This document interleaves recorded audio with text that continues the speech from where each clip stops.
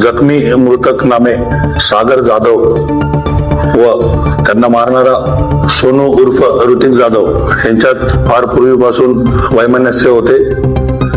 1.5 ते 2 वर्षापूर्वीपासून त्यांचे भांडणं होते.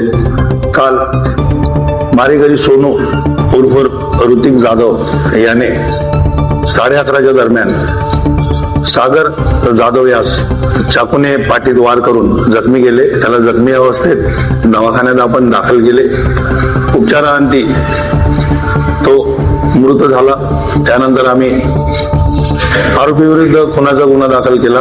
रात्रीच त्याला शोधण्यासाठी 4 पथक तयार करून माननीय SP साहेब श्री निलेश तांबे यांच्या मार्गदर्शनात पथक तयार करून त्याला शोधण्यासाठी बाहेर रवाना केलेले आहे. लवकरच आम्ही मारेकऱ्याचा शोध घेऊ आणि त्याच्यावर पुढील कारवाई करू.